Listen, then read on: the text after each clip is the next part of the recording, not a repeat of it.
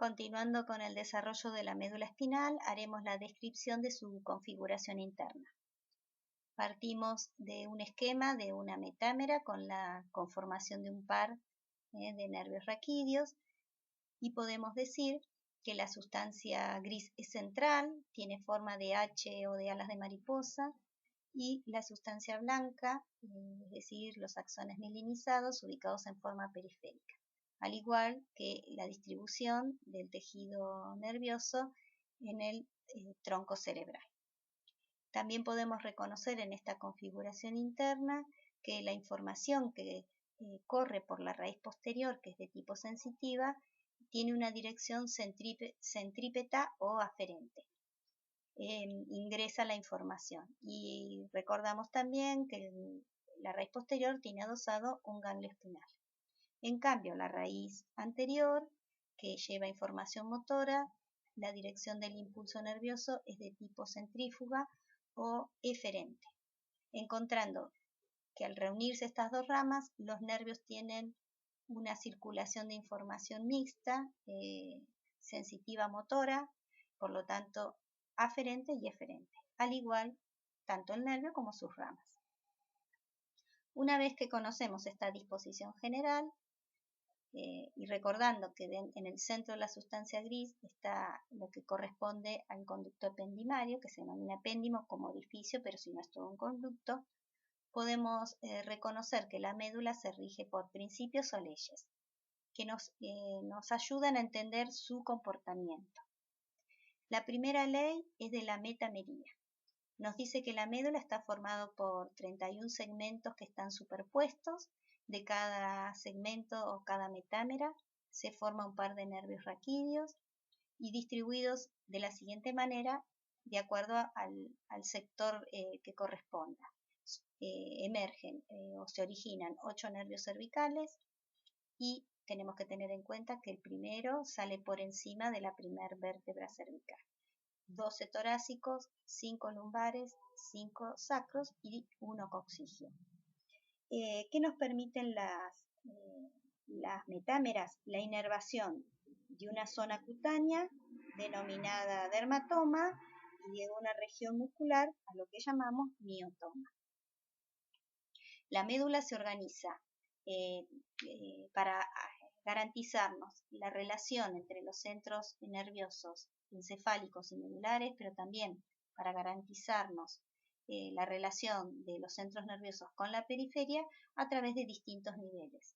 Los niveles segmentarios, que son reflejos, nos mantienen los arcos reflejos, lo mismo que los niveles o las actividades intersegmentarias, que también son reflejas, pero lo interesante de la organización de la médula es que establece conexiones entre estos segmentos, entre estas metámeras, en forma suprasegmentaria, es decir, entre la médula y los centros encefálicos, ¿sí? Y que luego se van a efectuar estas conexiones a través de las vías o haces ascendentes y descendentes que forman lo más esencial de la sustancia blanca.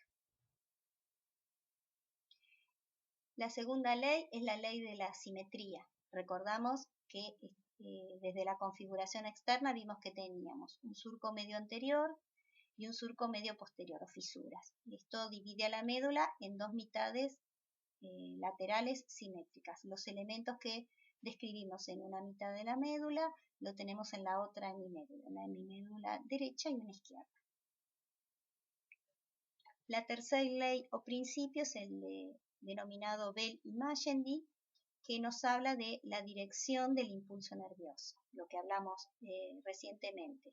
Lo que ingresa por la raíz posterior, que es sensitivo, es en forma centrípeta, aferente, y lo que sale por la raíz anterior es motora y en forma centrífuga, eferente.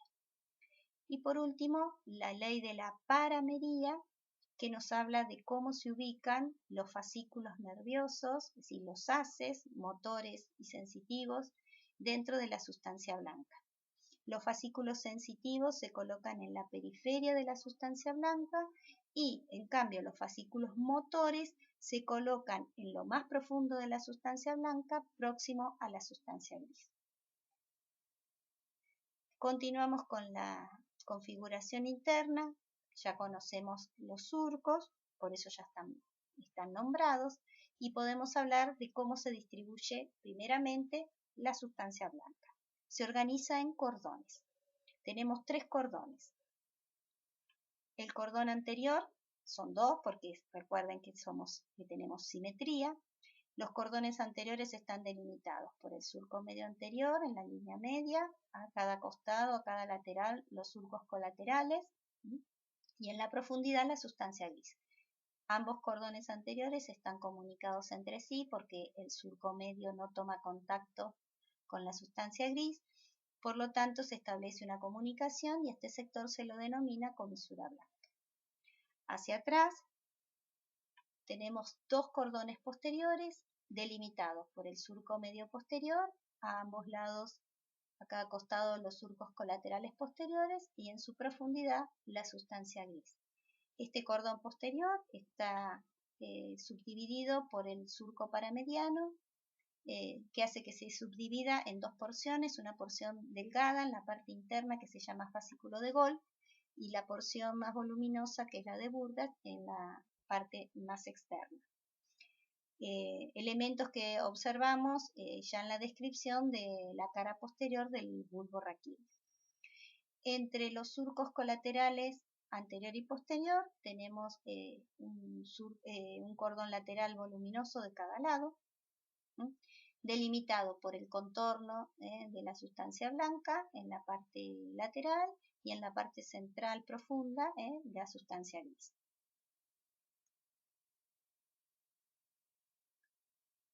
La sustancia gris se organiza en astas.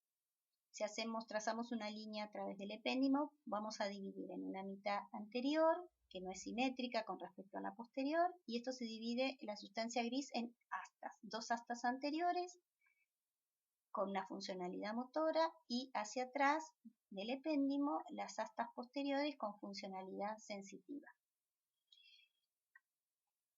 A nivel toracolumbar y sacro se produce una prominencia y en estos sectores encontramos las astas laterales, pero que no son constantes en los otros niveles, o que presentan o cambian su forma de acuerdo al nivel medular que querramos describir. Esto tiene una funcionalidad vegetativa, la asta lateral. Las astas anteriores y posteriores se comunican por delante y por detrás del epéndimo por comisuras. Tenemos una comisura gris anterior que comunica las 2 astas anteriores y una comisura gris posterior que comunica las 2 astas posteriores.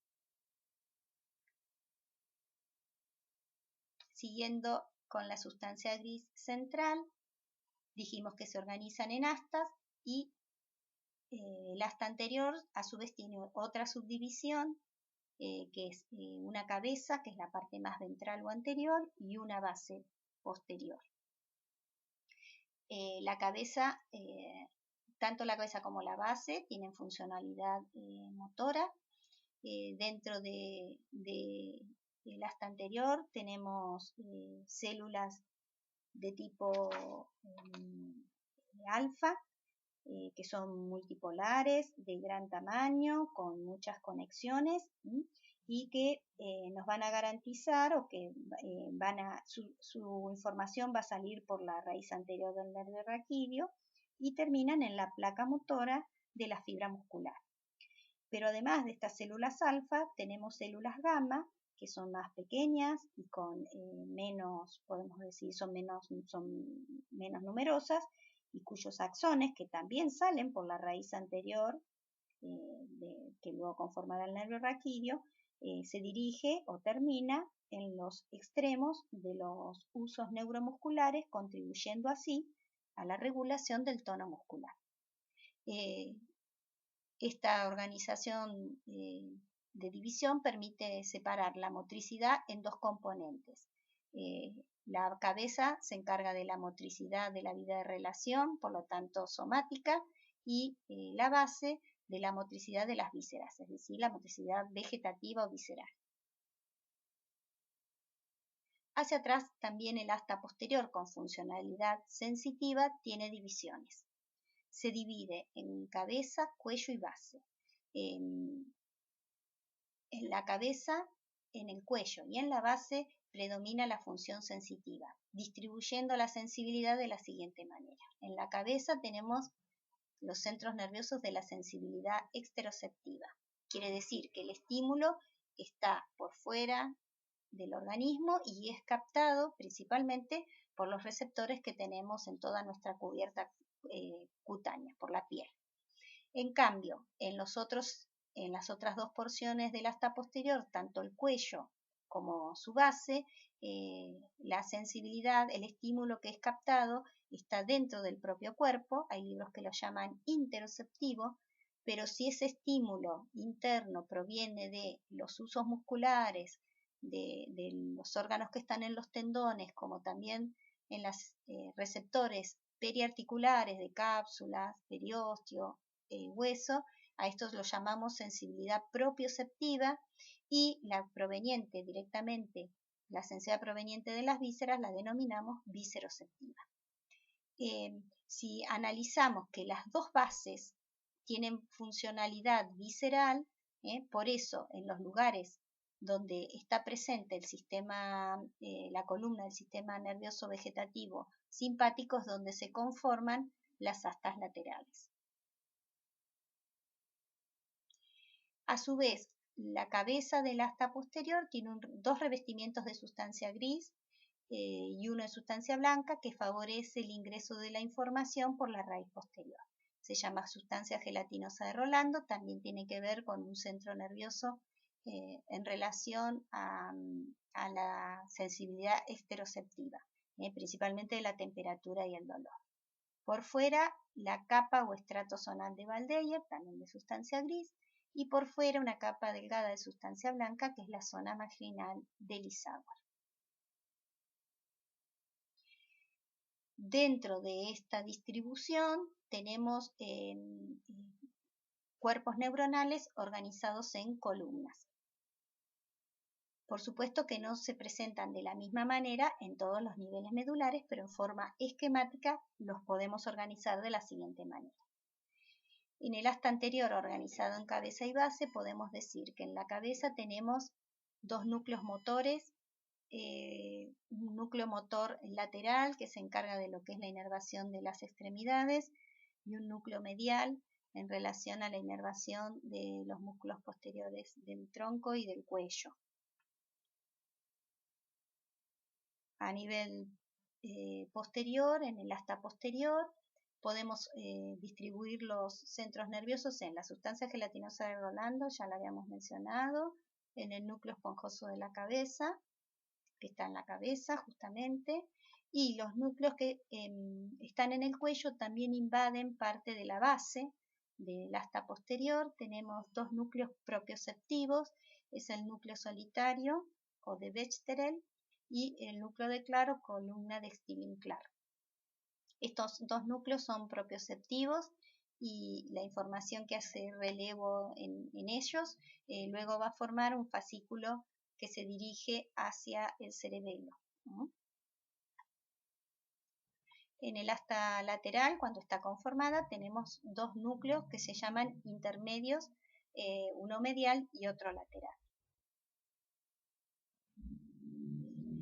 En esta imagen, que es del libro de Latarjet, hacemos un repaso de lo que es considerar a la médula como una organización segmentaria que nos garantiza los reflejos, ingresa un estímulo y sale la respuesta motora, ¿no? Y cómo está organizado en forma multisegmentaria o suprasegmentaria con los niveles superiores y encefálicos. Hay una clasificación más reciente que la que vimos en esa distribución, que divide a la sustancia gris en láminas. Son las láminas de Rexel. En total son 10 y en esta imagen que elegí pueden ver la distribución de las distintas láminas con los núcleos que vimos en los distintos sectores de cada una de las astas. ¿Cómo se organiza ahora la sustancia blanca? Les recuerdo que en la sustancia blanca son los axones mielinizados, por lo tanto vamos a encontrar los haces nerviosos, sensitivos y motores. Para hacer una organización mejor, vamos a poner los haces sensitivos en una mitad y los haces motores, que son los descendentes, en la otra mitad de la médula. Recordando que ambos están presentes por la ley de simetría de la médula. Empezamos por los ascendentes o sensitivos. En el cordón posterior transcurre dos fascículos, que es el fascículo de Golgi-Burdach, que llevan información propioceptiva, es decir, proveniente de los usos musculares, de los receptores en los tendones, también en la cápsula, en todo lo que es tejido periarticular, y que llega a la corteza cerebral, por lo tanto es consciente. ¿Sí? Y además el tacto epicrítico, aquel receptor que está en distintas capas de la piel y que me permiten un tacto discriminativo. Esa información viaja por el cordón posterior. En el cordón lateral tenemos dos fascículos también propioceptivos, pero que se dirigen hacia el cerebelo. Por lo tanto, se denomina sensibilidad propioceptiva inconsciente. Son dos fascículos, espino cerebeloso dorsal y espino cerebeloso ventral. Algunos lo llaman el espino cerebeloso dorsal directo y el espino cerebeloso ventral cruzado. Estos hacían relevo, su información en los núcleos que vimos del cuello, del asta posterior, y con invasión o con alcance hacia la base del asta posterior. El último fascículo sensitivo del cordón lateral es el fascículo espinotalámico lateral. Como su nombre, si uno analiza los nombres, van desde la médula espinal al tálamo. Su trayecto es hacia el tálamo, los hemos reconocido también en la calota del mesencéfalo. El fascículo espinotalámico lateral lleva información de temperatura y dolor. Es una información exteroceptiva, sensibilidad exteroceptiva. Y por último, el fascículo sensitivo del cordón anterior es el espinotalámico, lo podemos llamar anterior por el cordón o medial porque está medial en relación al que tiene en su lateral. El fascículo espinotalámico lateral, también en su trayecto hacia el tálamo, pasa por la calota del mesencéfalo, ahí ya lo habíamos localizado, y la información de este fascículo es también exteroceptiva, pero de tacto protopático, un tacto grueso. Ya conocimos los fascículos ascendentes, ahora vamos a conocer los fascículos descendentes o motores.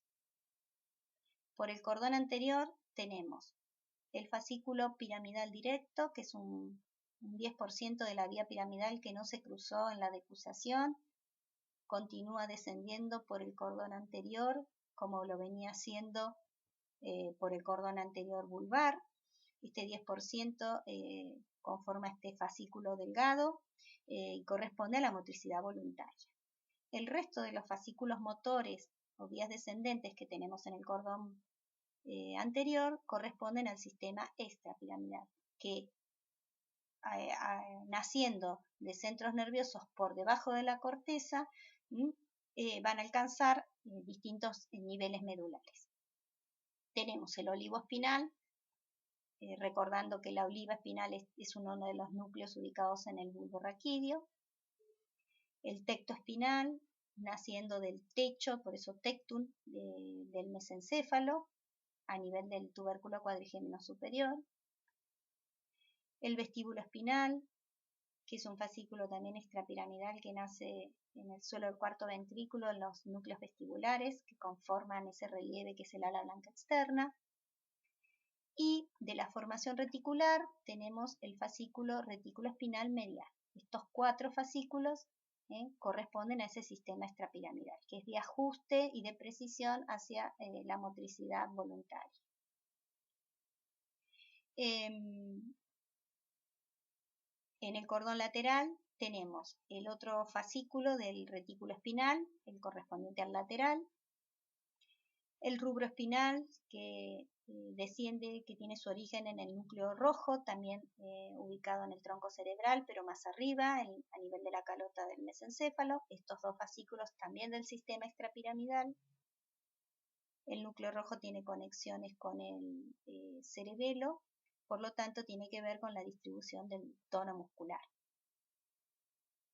Y por último, y marcando su gran importancia por la cantidad de fibras que bajan por este fascículo, el 90% de la vía piramidal cruzada o fascículo córtico-espinal que se decusó en el límite entre el bulbo y la médula espinal, bueno, corresponde a la motricidad voluntaria.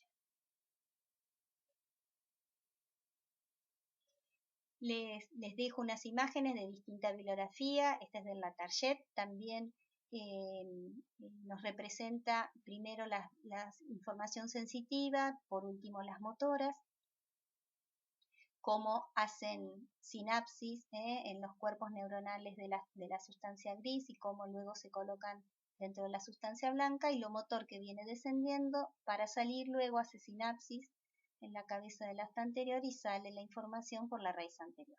Ingresa la información sensitiva por la raíz posterior y sale, emerge eferente por la raíz anterior la información motora. Esto es una imagen del Rubier que también tiene los nombres y no en forma separada, sino que tiene toda la información motora y sensitiva en una sola hemimédula. Lo mismo dividido por mitades en el libro del Atlas de Anatomía del NETA. Así que los invito a consultar la bibliografía y el material complementario que acompañamos a este material teórico. Muchas gracias.